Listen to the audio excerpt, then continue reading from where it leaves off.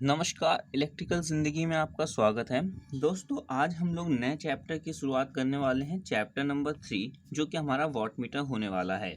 बहुत ज़्यादा इम्पोर्टेंट हमारा चैप्टर है। आज की इस वीडियो में हम लोग बात करेंगे बेसिक कंसेप्ट के बारे में, वॉटमीटर के क्या है, वॉटमीटर कैसे काम करता है, इसके बारे में बात करेंगे। फिर हम बात करेंगे कंस्ट्रक्शन के बारे में, फिर हम बात करेंगे कौन-कौन सी एरर्स जो हो सकती हैं वॉटमीटर में, और फिर हम बात करेंगे एडवांटेजेस एंड डिसएडवांटेजेस के बारे में, और फिर हम बात करेंगे वॉटमीटर के टाइप्स ऑफ कनेक्शंस के बारे में। तो अगर आप इसी टाइप के वीडियोस को सर्च कर रहे थे तो बिल्कुल आप इस वीडियो को एंड तक की देखिएगा। इन सभी डाउट्स और इन सभी टॉपिक्स पे मैं आपके सभी पॉइंट्स क्लियर करा दूंगा, राइट। तो चलिएगा आज की वीडियो को स्टार्ट करते हैं। दोस्तों देखिएगा, वॉटमीटर के बारे में मैंने आपको फर्स्ट वीडियो लेक्चर में भी आपको बताया हुआ था कि वॉटमीटर जो होता है ये हमारा इलेक्ट्रोडायनेमिक इफेक्ट के थ्रू प्रोड्यूस किए गए जो हमारा ये इलेक्ट्रोडायनेमिक जो इफेक्ट होता है, इसके थ्रू जो डायनमोमीटर इंस्ट्रूमेंट बनाया जाता है उसके अंतर्गत आता है। ये जो शीट मैं आपको दिखा रहा हूँ, ये शीट मैंने आपको फर्स्ट लेसन बताते समय उस समय ये मैंने आपको शीट शो किया था। तो अगर आपने मेरा फर्स्ट लेसन नहीं देखा है तो आप अभी उसे जाकर देख सकते हैं, ताकि ये जो क्या मैंने लिखा हुआ है ये सभी चीज़ें आपको क्लियर हो जाएं। ठीक है, वैसे भी मैं कोशिश तो यही कर रहा हूँ कि आप अगर इन रैंडम भी इस वीडियो में आए हैं तो भी आपको डाउट क्लियर होना चाहिए। देखिएगा, जो हमारा इंस्ट्रूमेंट्स होते हैं उसमें इलेक्ट्रोडायनेमिक इफेक्ट का यूज़ करते हुए, जो डिफ्लेक्शन टॉर्क होता है उसमें इलेक्ट्रोडायनेमिक इफेक्ट का यूज़ करते हुए डायनमोमीटर इंस्ट्रूमेंट बनाए जाते हैं। ठीक है, तो ये जो इंस्ट्रूमेंट्स होते हैं ये हमारे एसी और डीसी में वर्क करते हैं, और इनका हम लोग एमीटर, वोल्टमीटर, वॉटमीटर बना सकते हैं। तो सेम चीज़ें यहाँ पे हालांकि मैंने मेंशन की हुई हैं, तो अब मैं वन बाय वन आपको क्लियर कर देता हूँ। बेसिक में अभी हम लोग बेसिक कवर कर रहे हैं। तो डायनमोमीटर क्या होता है? डायनमोमीटर टाइप जो इंस्ट्रूमेंट होते हैं ये इलेक्ट्रोडायनेमिक इफेक्ट का यूज़ करके बनाए जा रहे होते हैं। ठीक है ना। सेकंड पॉइंट मैंने मेंशन किया हुआ है, wattmeter is a electric instrument which is used to measure the electric power it work on AC और डीसी। तो अगर आपके एग्जाम में ये कोई भी क्वेश्चन आता है कि what you mean by wattmeter, तो you can also to describe this definition. Wattmeter is a electric instrument which is used to measure the electric power it work on AC और DC। मतलब कि wattmeter जो होता है वो एक electric instrument है जो कि हमारी इलेक्ट्रिक पावर को मेजर करने के लिए यूज़ किया जा रहा होता है और AC और DC पे वर्क करता है। या फिर आप ये भी मेंशन कर सकते हैं कि जो डायनमोमीटर टाइप इंस्ट्रूमेंट होते हैं वो हमारे इलेक्ट्रोडायनेमिक इफेक्ट का यूज़ करके वर्क कर रहे होते हैं। वॉटमीटर का जो हमारा सर्किट सिंबल होता है वो कुछ इस तरीके से होता है। यहाँ से हम दो टर्मिनल निकाल लेंगे, बीच में एक सर्कल बनाएंगे और अंदर हम लोग W लिख देंगे। या तो फिर अगर हम लोग सर्किट को प्रॉपर दिखाना चाहते हैं कॉइलिंग के थ्रू, तो हम ऐसे भी दिखा सकते हैं। वॉटमीटर के अंदर इनिशियली हमारे दो टाइप की कॉइल आपको देखने को मिल जाएंगी, जिसे हम लोग करंट कॉइल कहते हैं फर्स्ट कॉइल को, और सेकंड कॉइल को हम लोग वोल्टेज कॉइल कह रहे होते हैं। तो करंट कॉइल कुछ हमारी इस तरीके से आती है वॉटमीटर में, और हमारी वोल्टेज कॉइल कुछ इस तरीके से आती है। जो करंट कॉइल होती है ये हमारे जो लोड होता है उसके सीरीज़ में जुड़ी होती है, और जो वोल्टेज कॉइल हमारी होती है वो हमारे लोड के पैरेलल में जोड़ी जाती है। ठीक है, जो करंट कॉइल होती है उसी को हम लोग फिक्स्ड कॉइल भी कहते हैं, सीरीज़ कॉइल भी कह देते हैं। कई बुक्स में रेफ़र किया हुआ है फिक्स्ड कॉइल, सीरीज़ कॉइल, या फिर कई जो टीचर्स होते हैं वो इस तरीके से भी पढ़ाते हैं। इसलिए मैंने मेंशन कर दिया कि आपके कॉलेज में अगर कोई भी टाइप से पढ़ा रहे हो तो आप सभी चीज़ों को सीखते हुए चलें। कि मैं यहाँ पे आपको करंट कॉइल बता रहा हूँ तो आपके कॉलेज में अगर यहाँ पे आपको फिक्स्ड कॉइल लिखवाया गया होगा तो आप कंफ्यूज हो जाओगे। तो इसलिए मैंने सभी को ऑब्लिक करके मेंशन कर दिया है। तो करंट कॉइल जो होती है ये लोड के हमारे सीरीज़ में जोड़ी जाती है, इसको हम लोग फिक्स्ड कॉइल भी कहते हैं, सीरीज़ कॉइल भी कहते हैं। इसी तरीके जो वोल्टेज कॉइल होती है ये हमारे लोड के पैरेलल में जोड़ी जाती है, और इसे हम लोग प्रेशर कॉइल भी कहते हैं, मूविंग कॉइल भी कहते हैं, और शंट कॉइल भी कहते हैं। तो आशा करूँगा ये जो 3 पॉइंट्स हैं ये अभी आज तक आपको क्लियर हो गए होंगे। नेक्स्ट पॉइंट पर हम लोग मूव करते हैं। नेक्स्ट पॉइंट में मैंने मेंशन किया हुआ है it consist of a current coil और वोल्टेज कॉइल। तो वही मैंने आपको बताया हुआ है यहाँ पे चीज़ें। ठीक है, तो 4 पॉइंट भी मेरा कवर हो गया। अब जो वॉटमीटर का फॉर्मूला होता है, वॉटमीटर रीडिंग फॉर्मूला, वो यहाँ पे मैं आपको बता देता हूँ। जो सिंगल फेज के लिए वॉटमीटर हमारे यूज़ किए जाते हैं उसका रीडिंग फॉर्मूला होता है VI cos phi + I²R। कैसे आया है सभी भी चीज़ बताऊँगा।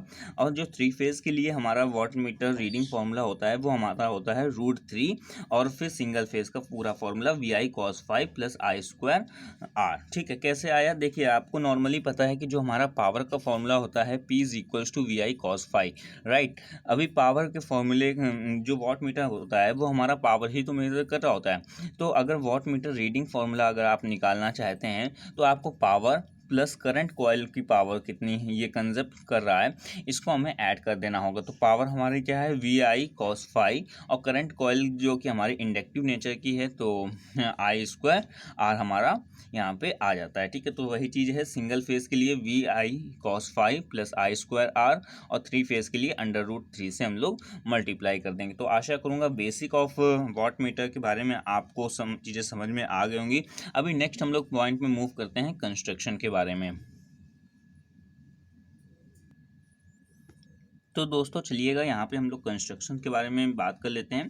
दोस्तों कंस्ट्रक्शन के बारे में बात करने से पहले आपके लिए कुछ इंपॉर्टेंट इन्फॉर्मेशन है। अगर आप को यहाँ पे चीज़ें जो मैंने मेंशन करी हुई हैं इसके आप नोट्स बनाना चाहते हो तो डिस्क्रिप्शन में जा करके आपको यहाँ इसकी PDF मिल जाएगी, वहाँ से आप जा करके इसके प्रॉपर नोट्स को बना सकते हैं। और साथ ही में अगर अभी तक आपने मेरा टेलीग्राम ग्रुप और व्हाट्सअप ग्रुप ज्वाइन नहीं किया तो बिल्कुल ज्वाइन कर लीजिएगा, ताकि BTUP से रिलेटेड जो भी फर्दर नोटिफिकेशन होती है मैं वहाँ पर आपको बता सकूँ। साथ ही में अगर कोई भी मेरे वीडियो के रिगार्डिंग डाउट या फिर इलेक्ट्रिकल से रिलेटेड डाउट या फिर वीडियो के रिगार्डिंग कोई भी सजेशन होता है तो वो भी आप मुझे मेरे सोशल मीडिया अकाउंट में बता सकते हैं, सभी की लिंक आपको डिस्क्रिप्शन में मिल जाएगी। साथ ही में EIM की बुक आप डाउनलोड करना चाहते हैं फ्री ऑफ कॉस्ट तो वो भी आपको डिस्क्रिप्शन में मैंने मेंशन कर दी, वहाँ से जाकर के आप डाउनलोड कर सकते हैं। चलिएगा कंस्ट्रक्शन की तरफ में हम लोग चलते हैं। देखिए जो हमारा वॉट मीटर होता है कुछ इस तरीके से बनाया जाता है। अगर अभी आपको ये चीज़ें समझ में नहीं आया तो परेशान मत होइएगा, सभी चीज़ें 1 बाय 1 मैं आपको मेंशन कर देता हूँ। देखिए यहाँ पे क्या है वोल्टेज सप्लाई, जो हमारा सप्लाई होगा, देखिए क्या होता है कि सर्किट में कोई भी इलेक्ट्रिकल सर्किट होता है तो एक जगह सप्लाई होती है और एक जगह हमारा लोड होता है। यहाँ से मान लीजिए सप्लाई है तो यहाँ पे हमारा लोड होगा। तो यही चीज़ यहाँ पे भी है कि ये सप्लाई पॉइंट्स हैं और ये हमारा लोड है। तो यहाँ से सप्लाई हमने फेज़ के फॉर्म में दी और यहाँ हम न्यूट्रल है मान लीजिए, तो फेज़ के फॉर्म में यहाँ पे गई। तो जो फिक्स्ड कॉइल होती है मैंने आपको बताया था, आपको थोड़ा सा याद भी दिलाता हुआ चलूँगा कि जो ये फिक्स्ड कॉइल होती है करंट कॉइल या फिर सीरीज़ कॉइल, ये हमारी 2 पार्ट में वॉट मीटर में बांटी जाती है। तो ये एक फिक्स्ड कॉइल हमारी ये देखिए सीरीज़ में ऐसे करके और फिर दूसरी के साथ में इस तरीके से करके सीरीज़ में लोड के साथ कनेक्ट है। मैंने बताया था ना कि करंट कॉइल जो होती है फिक्स्ड कॉइल जो होती है वो हमारी सीरीज़ के साथ में कनेक्ट होती है। इसी तरीके से जो हमारी वोल्टेज कॉइल होगी वो हमारे लोड के साथ में पैरेलल में कनेक्ट होगी। तो इस तरीके से देखिएगा यहाँ से हमने वोल्टेज कॉइल को निकाला जिसे हम लोग मूविंग कॉइल भी कहते हैं या फिर प्रेशर कॉइल भी कह देते हैं। तो ये जो कॉइल है ये कुछ इस तरीके से निकल के आई और यहाँ से रेजिस्टेंस के साथ में हाई रेजिस्टेंस जिसे हम लोग कहते हैं इसके साथ में हमारे न्यूट्रल वायर से आकर के जुड़ जाती है। देखिएगा जो हमारी प्रेशर्ड कॉइल होती है इसका जो रेजिस्टेंस होता है बहुत ज़्यादा हाई रखा जाता है। इसके पीछे का रीज़न क्या है कि अगर मान लीजिए इसका जो रेजिस्टेंस होगा वो कम होगा तो जो करंट होगी वो हमेशा कम रेजिस्टेंस वाले पाथ को फॉलो करती है। तो अगर मान लीजिए इसका रेजिस्टेंस मेरा कम है तो जो करंट आएगी वो यहाँ से हमारी फ्लो हो जाएगी। लेकिन अगर हम इसका रेजिस्टेंस बहुत ज़्यादा हाई रखते हैं तो करंट जो होगी वो यहाँ से हमारी बहुत कम इनिशियल या फिर मैं कह सकता हूँ बहुत कम स्टेज में हमारी फ्लो होने वाली है। और जो हमारी फिक्स्ड कॉइल होती है करंट कॉइल होती है इसका हमें रेजिस्टेंस जो होता है वो कम हमें रखना होता है। ठीक है, तो ये आपको बात को ध्यान रखना है। चलिए अभी हम लोग बात कर लेते हैं डायग्राम के बारे में। तो फिक्स्ड कॉइल जो करंट कॉइल होती है वो हमारी कुछ इस तरीके से लोड के साथ में सीरीज में कनेक्ट होती है और जो हमारी वोल्टेज कॉइल होती है वो हमारी इस तरीके से पैरेलली कनेक्ट होती है और इसका रेजिस्टेंस हाई होता है और फिक्स्ड कॉइल का रेजिस्टेंस लो होता है। राइट, अभी यहाँ तक की चीज़ें आपको समझ में आ गई होंगी। तो जो हमारी वोल्टेज कॉइल होती है उसी को हम लोग मूविंग कॉइल भी कह देते हैं, प्रेशर्ड कॉइल भी कह देते हैं, पैरेलल कॉइल भी कह देते हैं, शंट कॉइल भी कह देते हैं, बहुत सारे नाम से इसे जाना जाता है। इसी तरह के फिक्स्ड कॉइल को भी हम लोग करंट कॉइल भी कह देते हैं और सीरीज कॉइल भी कह देते हैं। तो आप इन सभी नामों को एक साथ में नोट कर लीजिएगा। हालांकि आगे वाली स्लाइड में मैं आपको सभी चीज़ें एक साथ में नोट करके बता दूंगा। ठीक है, तो ये जो हमारी मूविंग कॉइल होती है मूविंग कॉइल में ही हमारा जो पॉइंटर होता है वो हमारा विशेष मैकेनिज्म के साथ में जुड़ा हुआ होता है। तो जो भी हमारा वोल्टेज होगा, देखिए वॉट मीटर का क्या काम है, वॉट मीटर मतलब मतलब कि पावर नाप रहा है। तो पावर में क्या है कि करंट और वोल्टेज आपको ये दोनों चीज़ें नापनी है, और साथ में cos फाई का मतलब पावर फैक्टर का भी ध्यान रखना है, ठीक है। तो पावर फैक्टर का ध्यान रखते हुए यहाँ पे ये देखिए वोल्टेज यहाँ से नाप जाएगा। देखिए दोनों चीज़ें जब पैरेलल में है तो यहाँ पे वोल्टेज आएगा, और यहाँ पे क्या है कि करंट हमारी फ्लो हो रही होगी। तो वोल्टेज एंड करंट का जो मल्टीप्लिकेशन होगा इंडक्शन के थ्रू, जो हमारा मैग्नेटिक इफेक्ट और इलेक्ट्रिक इफेक्ट जो जनरेट होगा यहाँ पे, उसके थ्रू हमारा पॉइंटर जो होगा वो हमारा मूव करना चालू हो जाएगा। मान लीजिए यहाँ से हमारा पॉइंटर है और सप्लाई हमने जैसे ऐड करी, जो हमारी क्वांटिटी अपनी मेजर करनी है वो हमारी कुछ इस तरीके से पॉइंटर हमारा मूव कर जाएगा, ठीक है। तो यही सब चीज़ें होती हैं, ये आपको डायग्राम मैंने बता दिया। अभी चलते हैं थोड़ी सी थ्योरी के बारे में बात कर लेते हैं वन बाय वन, और चीज़ों को समझ लेते हैं, ठीक है।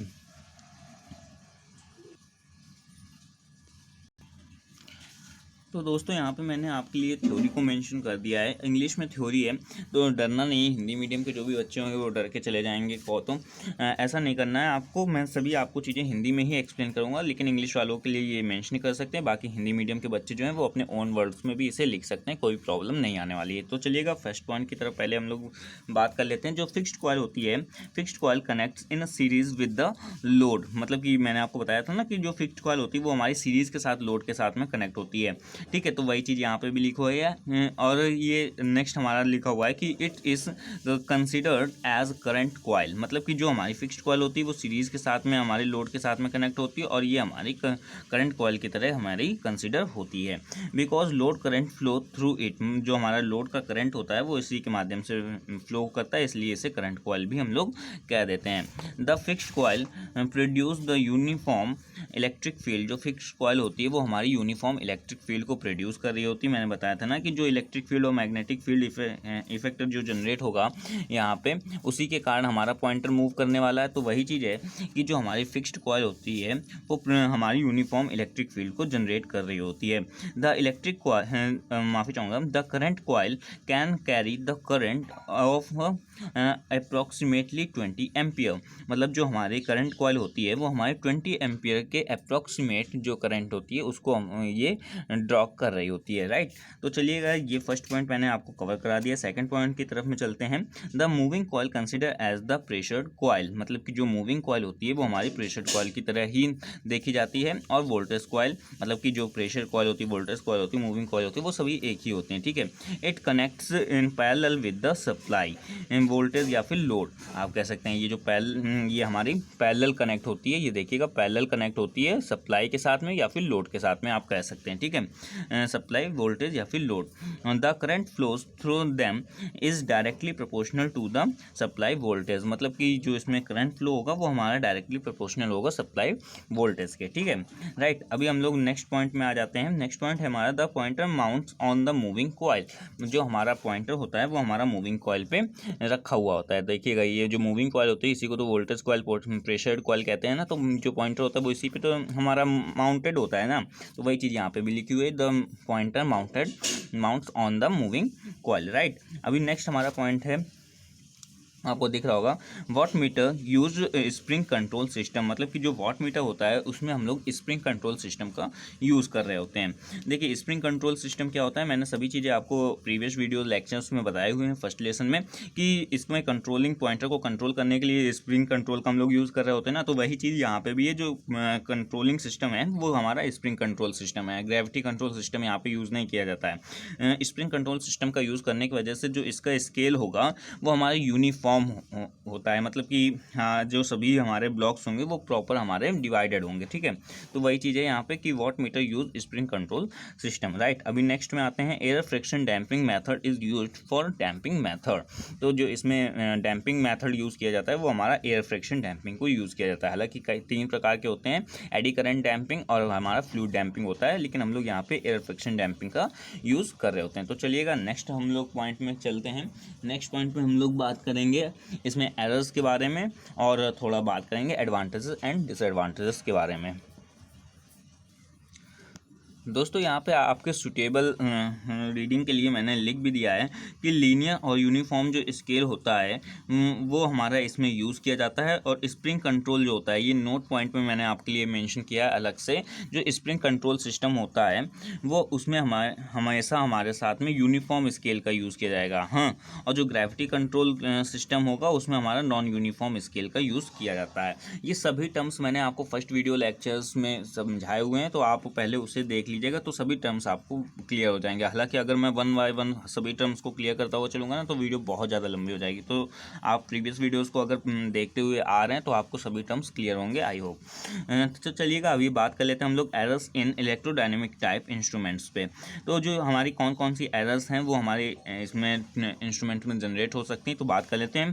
प्रेशर कॉइल इंडक्शन, जो देखिएगा जो हमारे प्रेशर्ड कॉइल होती है, आपको मैं यहाँ पे दिखाऊं, जो हमारी प्रेशर्ड कॉइल होती है ये वाली कॉइल के इंडक्शन की वजह से भी हमारा यहाँ पे एरर देखने को मिल जाता है, और प्रेशर्ड कॉइल के कैपेसिटेंस की वजह से भी हमारा एरर देखने को मिल जाता है। देखिएगा हम इंडक्टेंस की वजह से अगर मैं बात करूँ पावर फैक्टर की अगर मैं बात करूँ तो इंडक्टेंस हो रहा है तो पावर फैक्टर हमारा क्या कर रहा होगा, वोल्टेज से लैग कर रहा होगा, राइट, वोल्टेज से लैग कर रहा होगा। और क्या होता है कि यहाँ पे कॉइलिंग की वजह से हमारा वोल्टेज से जो करंट होता है वो हमारा लैग करेगा, राइट। और यहाँ पे हमारा इसमें प्रेशर्ड कॉइल में कैपेसिटेंस की भी हमारे देखने को मिलता है, कैपेसिटेंस भी जो क्वालिटी होती है इलेक्ट्रिक की वो हमें देखने को मिलती है। तो इस वजह से हमारा जो वोल्टेज से करंट होगा वो थोड़ा सा हमारा आगे भी आ जाएगा। तो ये सभी जो हमारे फंडामेंटल्स चलते रहते हैं इनकी वजह से भी एरर्स देखने को मिल जाती है। तो यहाँ पे मैंने मेंशन किया हुआ है कि प्रेशर्ड कॉइल के इंडक्टेंस की वजह से भी हमारी एरर होती है, प्रेशर्ड कॉइल के कैपेसिटेंस की वजह से भी एरर होती है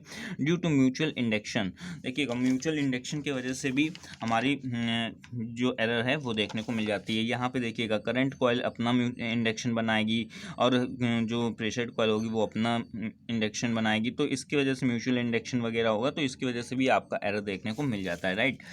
अब नेक्स्ट हमारा पॉइंट एडी करंट की वजह से भी हमारा एरर्स देखने को मिल जाता है। इलेक्ट्रोमैग्नेटिक फील्ड, देखिएगा यहाँ पे हमारे मैग्नेटिक फील्ड जो है वो हमारे करंट की क्वांटिटी वगैरह पे डिपेंड कर रहा होता है, तो जो बाहरी मैग्नेटिक फील्ड होगा वो भी इसे इफेक्ट कर रहा होगा।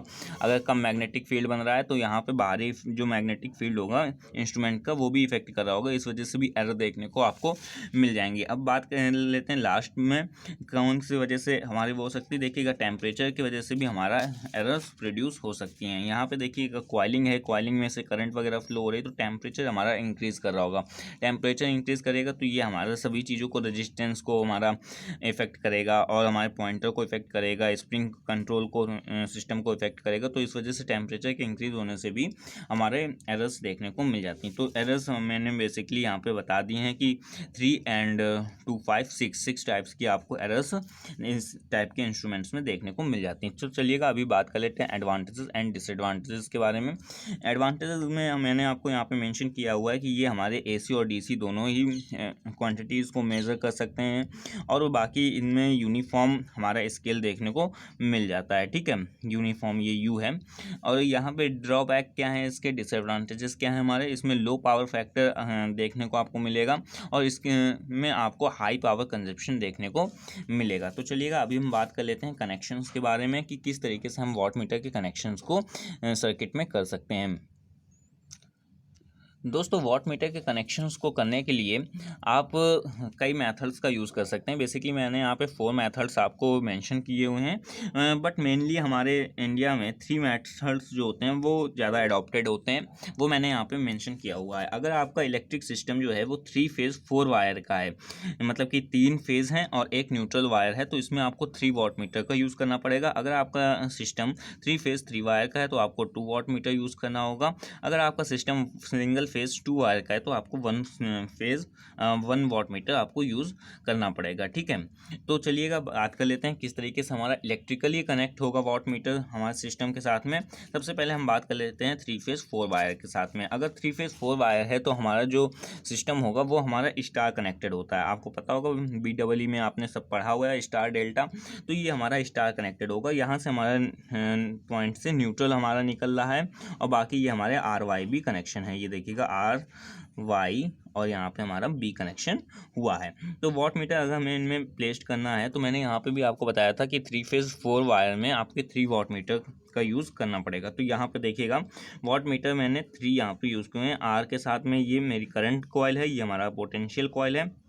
यहाँ से देखिए ऐसे करके ये हमारा न्यूट्रल के साथ में सेकंड वाला जुड़ा हुआ है, ठीक है। इसी तरीके से वाई में भी हमने क्या किया है कि इस तरीके से इसे कनेक्ट करके न्यूट्रल के साथ में जोड़ दिया, और बी वाले में भी मैंने इस तरीके से वॉट मीटर को न्यूट्रल के साथ में, एक हमारा सीरीज में करंट कॉइल रहेगी और पैरेलल में हमारा वोल्टेज कॉइल रहने वाली। तो इस तरीके से हम लोग कनेक्शन कर देंगे। इसी तरीके से अगर मैं बात करूँ कि 3 फेज 3 वायर के लिए, तो 3 फेज 3 वायर है तो डेल्टा भी हो सकता है, स्टार भी हो सकता है। तो मैंने यहाँ पे स्टार ही मेंशन कर दिया है, बाकी आप डेल्टा भी दिखा सकते हैं। तो यहाँ पे जो आपका वाई है, वाई के साथ में आप किसी के साथ में भी इसके वोल्टेज कॉइल के कनेक्शन कर सकते हैं। हालांकि मैंने वाई के साथ में दिखाया हुआ है, तो आप आर के साथ में देखिएगा। आर का अगर मुझे मेजर करना है तो मैंने आर में करंट कॉइल सीरीज में लगाई, वोल्टेज कॉइल मैंने पैरेलल में लगा के वाई में जोड़ दिया है।